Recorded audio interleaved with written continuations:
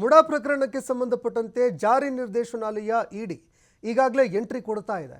ಮತ್ತೊಂದೆಡೆ ಸಿಬಿಐ ಕೂಡ ಇದರಲ್ಲಿ ಎಂಟ್ರಿ ಕೊಡುತ್ತಾ ಅನ್ನುವಂತಹ ಒಂದು ಪ್ರಶ್ನೆ ಇದೀಗ ಎದುರಾಗ್ತಾ ಇದೆ. ಸಿಎಂ ಸಿದ್ದರಾಮಯ್ಯ ಅವರಿಗೆ ಮತ್ತೆ ಮುಡಾ ಟೆನ್ಷನ್ ತೀವ್ರವಾಗುತ್ತಾ ಅನ್ನೋ ಅನುಮಾನ ಕಾಡ್ತಾ ಇದೆ.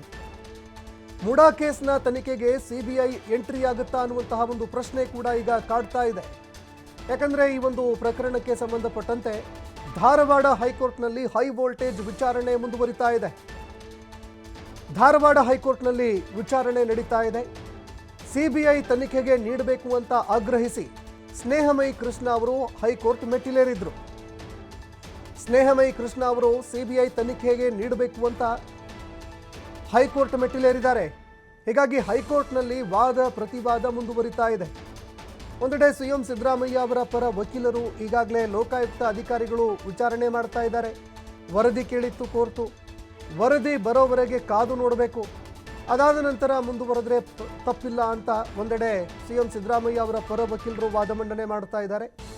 ಮತ್ತೊಂದೆಡೆ ಸ್ನೇಹಮಯಿ ಕೃಷ್ಣ ಅವರ ಪರ ವಕೀಲರು ಇಲ್ಲ, ಇದನ್ನು ಸಿಬಿಐಗೆ ಕೊಡಲೇಬೇಕು, ಬಹಳಷ್ಟು ಗಂಭೀರವಾದಂತಹ ಪ್ರಕರಣ ಇದು, ಹೀಗಾಗಿ ಈ ಒಂದು ಪ್ರಕರಣವನ್ನು ಲೋಕಾಯುಕ್ತಕ್ಕೆ ಬಿಟ್ಟು ಸಿಬಿಐಗೆ ನೀಡಬೇಕು ಅನ್ನುವಂತಹ ಮನವಿಯನ್ನು ಅವರು ಮಾಡಿಕೊಳ್ತಾ ಇದ್ದಾರೆ. A4 ಆರೋಪಿಯಾಗಿರುವಂತಹ ದೇವರಾಜು ಪರ ವಕೀಲ ದುಷ್ಯಂತ್ ದವೆ ಅವರು ಈಗ ಪ್ರಬಲವಾಗಿ ವಾದ ಮಂಡನೆ ಮಾಡ್ತಾ ಇದ್ದಾರೆ. ಈ ಪ್ರಕರಣದಲ್ಲಿ ಮುಖ್ಯಮಂತ್ರಿಯವರ ಪಾತ್ರ ಆದರೂ ಏನಿದೆ? ಮುಖ್ಯಮಂತ್ರಿಯವರ ಪಾತ್ರ ಏನಿದೆ? ಸಿಎಂ ಸಿದ್ದರಾಮಯ್ಯ ಅವರ ಕಾಲದಲ್ಲಿ ಆಗಿರುವಂತಹ ಪ್ರಕರಣ ಇದಲ್ಲ. ಅದೇ ರೀತಿಯಾಗಿ ಅವರು ತಮ್ಮ ಅಧಿಕಾರವನ್ನು ಎಲ್ಲೂ ಕೂಡ ದುರ್ಬಳಕೆ ಮಾಡಿಕೊಂಡಿಲ್ಲ. ದುರ್ಬಳಕೆ ಮಾಡಿಕೊಂಡಿದ್ದಾರೆ ಅನ್ನೋದಕ್ಕೆ ಏನು ಸಾಕ್ಷಿ ಇದೆ? ಮೋಸಕ್ಕೆ ಒಳಗಾದವರು ದೂರು ಕೊಡಬೇಕು. ಆದರೆ ಇಲ್ಲಿ ಏನಾಗಿದೆ? ಯಾರು ಮೋಸಕ್ಕೆ ಒಳಗಾಗಿದ್ದಾರೆ ಅವರು ದೂರು ಕೊಡಬೇಕು. ನಾನು ನನ್ನ ಬಡ ಕಕ್ಷಿದಾರ ದೇವರಾಜು ಅವರ ಪರವಾಗಿ ಮಾತ್ರ ವಾದ ಮಂಡನೆ ಮಾಡ್ತೀನಿ. ಇದು ಸಿನಿಮಾ ನಿರ್ದೇಶಕ ವರ್ಸಸ್ ಸಿಎಂ ನಡುವಿನ ಕೆಸರೆರಚಾಟ.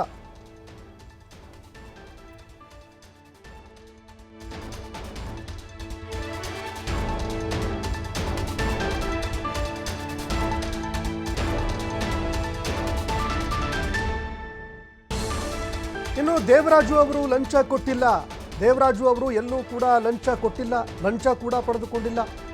ದುಷ್ಯಂತ ದವೆ ಅವರು ಪ್ರಬಲವಾಗಿ ವಾದ ಮಂಡನೆ ಮಾಡಿದ್ದಾರೆ.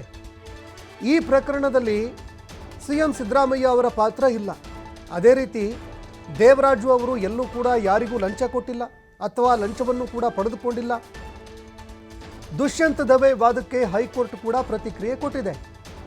ದೇವರಾಜುಗೆ ಮಾತ್ರ ನಿಮ್ಮ ವಾದವನ್ನು ಸೀಮಿತಗೊಳಿಸಿ, ನೀವು ದೇವರಾಜು ಅವರ ಪರವಾಗಿ ವಾದ ಮಂಡನೆ ಮಾಡ್ತಾ ಇದ್ದೀರಾ, ಸಿಎಂ ಅವರ ಪರವಾಗಿ ವಕಾಲತ್ತು ವಹಿಸಬೇಡಿ, ನಿಮ್ಮ ದೇವರಾಜು ಅವರ ಪರವಾಗಿ ಮಾತ್ರ ನೀವು ನಿಮ್ಮ ವಾದವನ್ನು ಸೀಮಿತಗೊಳಿಸಿ ಅಂತ ಕೋರ್ಟ್ ಕೂಡ ಇದೇ ಸಂದರ್ಭದಲ್ಲಿ ದೇವರಾಜು ಅವರ ಪರ ವಕೀಲರಿಗೆ ಹೇಳಿದೆ. ಇನ್ನು ಮತ್ತೊಂದೆಡೆ ವಾದ ಪ್ರತಿವಾದ ನಿರಂತರವಾಗಿ ನಡೀತಾ ಇದೆ. ದುಷ್ಯಂತ ದವೆ ಅವರ ವಾದಕ್ಕೆ ಹೈಕೋರ್ಟ್ ಕೂಡ ಪ್ರತಿಕ್ರಿಯೆ ಕೊಡ್ತು. ದೇವರಾಜು ಅವರ ಪರವಾಗಿ ಮಾತ್ರ ನಿಮ್ಮ ವಾದವನ್ನು ಸೀಮಿತಗೊಳಿಸಿ ಅಂತ ಇಲ್ಲಿ ಕೋರ್ಟ್ ಕೂಡ ಹೇಳ್ತು.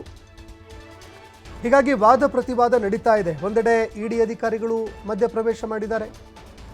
ಜಾರಿ ನಿರ್ದೇಶನಾಲಯ ಅಧಿಕಾರಿಗಳು ಸಿಎಂ ಸಿದ್ದರಾಮಯ್ಯ ಅವರ ಪತ್ನಿಗೆ ನೋಟಿಸ್ ಕೊಟ್ಟಿದ್ದಾರೆ. ಮತ್ತೊಂದೆಡೆ ಭೈರತಿ ಸುರೇಶ್ ಅವರಿಗೆ ಸಮನ್ಸ್ ಕೊಟ್ಟಿದ್ದಾರೆ. ಈ ನಡುವೆ ಸಿಎಂ ಸಿದ್ದರಾಮಯ್ಯ ಅವರ ಪ್ರಕರಣಕ್ಕೆ, ಮುಡಾ ಪ್ರಕರಣಕ್ಕೆ ಈಗ ಸಿಬಿಐ ಅಧಿಕಾರಿಗಳು ಏನಾದರೂ ಎಂಟ್ರಿ ಆಗ್ತಾರಾ ಅನ್ನೋ ಪ್ರಶ್ನೆ ಕೂಡ ಕಾಡ್ತಾ ಇದೆ. ವಾದ ಪ್ರತಿವಾದವನ್ನು ಆಲಿಸಿದಂತಹ ನ್ಯಾಯಾಧೀಶರು ಈ ಪ್ರಕರಣಕ್ಕೆ ಸಂಬಂಧಪಟ್ಟಂತೆ ಏನು ತೀರ್ಪು ಕೊಡ್ತಾರೆ ಅನ್ನುವಂಥದ್ದನ್ನು ಕಾದು ನೋಡಬೇಕಾಗತ್ತೆ.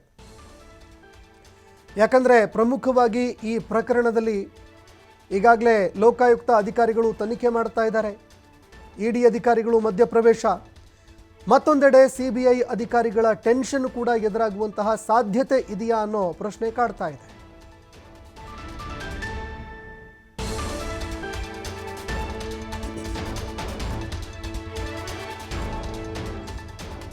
ಇನ್ನು ಸಿಬಿಐ ಅಧಿಕಾರಿಗಳು ಕೂಡ ಎಂಟ್ರಿ ಆಗ್ತಾರಾ ಅನ್ನುವಂತಹ ಪ್ರಶ್ನೆ ಈಗ ತೀವ್ರವಾಗಿ ಕಾಡ್ತಾ ಇದೆ. ಈಗಾಗಲೇ ಜಾರಿ ನಿರ್ದೇಶನಾಲಯ ಇಡಿ ಅಧಿಕಾರಿಗಳು ಮಧ್ಯಪ್ರವೇಶ ಮಾಡಿದ್ದಾರೆ. ಮತ್ತೊಂದೆಡೆ ಲೋಕಾಯುಕ್ತ ಅಧಿಕಾರಿಗಳ ತನಿಖೆ ಮುಂದುವರಿತಾ ಇದೆ. ಈಗ ಎದುರಾಗ್ತಾ ಇರುವಂತಹ ಪ್ರಶ್ನೆ, ಮುಡಾ ಪ್ರಕರಣದಲ್ಲಿ ಈಗ CBI ಏನಾದರೂ ಎಂಟ್ರಿ ಆಗುತ್ತಾ? CBI ಎಂಟ್ರಿ ಆಗಿದ್ದೇ ಆದರೆ CM ಸಿದ್ದರಾಮಯ್ಯ ಅವರ ಟೆನ್ಷನ್ ಮತ್ತಷ್ಟು ದುಪ್ಪಟ್ಟುವಾಗುವಂತಹ ಸಾಧ್ಯತೆ ಇದೆ. ಈಗಾಗಲೇ CM ಸಿದ್ದರಾಮಯ್ಯ ಅವರ ಪತ್ನಿಗೆ ED ಅಧಿಕಾರಿಗಳು ನೋಟಿಸ್ ಕೊಟ್ಟಿದ್ದಾರೆ. ಆ ಟೆನ್ಷನ್ ಒಂದೆಡೆ, ಮತ್ತೊಂದೆಡೆ ಜಾರಿ ನಿರ್ದೇಶನಾಲಯ ಅಧಿಕಾರಿಗಳು ಈ ಪ್ರಕರಣದಲ್ಲಿ CM ಸಿದ್ದರಾಮಯ್ಯ ಅವರ ಪತ್ನಿಯವರನ್ನ ವಿಚಾರಣೆಗೆ ಕರೆದಿದ್ದಾರೆ. ಭೈರತಿ ಸುರೇಶ್ ಅವರಿಗೂ ಕೂಡ ಸಮನ್ಸ್ ಕೊಟ್ಟಿದ್ದಾರೆ. ಮತ್ತೊಂದೆಡೆ ಈ ಪ್ರಕರಣಕ್ಕೆ CBI ಅಧಿಕಾರಿಗಳು ಎಂಟ್ರಿ ಆಗುವಂತಹ ಸಾಧ್ಯತೆಗಳು ಇದೆಯಾ? ಯಾಕಂದರೆ ದೂರು ಕೊಟ್ಟಿರುವಂತಹ ಸ್ನೇಹಮಯಿ ಕೃಷ್ಣ ಅವರು ಈ ಒಂದು ಪ್ರಕರಣಕ್ಕೆ ಸಂಬಂಧಪಟ್ಟಂತೆ, ಅಂದರೆ ಮುಡಾ ಪ್ರಕರಣಕ್ಕೆ ಸಂಬಂಧಪಟ್ಟಂತೆ ಹೈಕೋರ್ಟ್ ಮೊರೆ ಹೋಗಿದ್ರು. CM ಸಿದ್ದರಾಮಯ್ಯ ಅವರ ಒಂದು ಪ್ರಕರಣ ಏನಿದೆ, ಈ ಮುಡಾ ಪ್ರಕರಣ, ಇದನ್ನು CBIಗೆ ನೀಡಬೇಕು ಅನ್ನುವಂತಹ ಮನವಿ ಅವರು ಮಾಡ್ಕೊಳ್ತಾ ಇದ್ದಾರೆ. ಯಾಕಂದರೆ ಲೋಕಾಯುಕ್ತ ಅಧಿಕಾರಿಗಳು, ಈ ಲೋಕಾಯುಕ್ತ ಸರ್ಕಾರದ ಅಧೀನದಲ್ಲಿ ಬರುವಂತಹ ಒಂದು ಅಂಗಸಂಸ್ಥೆ. ಹೀಗಾಗಿ ಇವರೆಲ್ಲರೂ ಕೂಡ CM ಸಿದ್ದರಾಮಯ್ಯ ಅವರ ಪರವಾಗಿಯೇ ತನಿಖೆ ಮಾಡ್ತಾರೆ, ಅವರ ಪರವಾಗಿಯೇ ಅವರು ನಡೆದುಕೊಳ್ತಾರೆ ಎನ್ನುವಂತಹ ಒಂದು ಗಂಭೀರ ಆರೋಪ ಸ್ನೇಹಮಯಿ ಕೃಷ್ಣ ಅವರದ್ದು. ಹೀಗಾಗಿ ಪಕ್ಷಪಾತವಿಲ್ಲದೆ ಇದರಲ್ಲಿ ತನಿಖೆ ಆಗಬೇಕು ಅಂದರೆ CBI ಅಧಿಕಾರಿಗಳು ತನಿಖೆ ಮಾಡಬೇಕು ಅನ್ನುವಂತಹ ಒಂದು ಮನವಿಯನ್ನು ಅವರು ಮಾಡ್ಕೊಳ್ತಾ ಇದ್ದಾರೆ.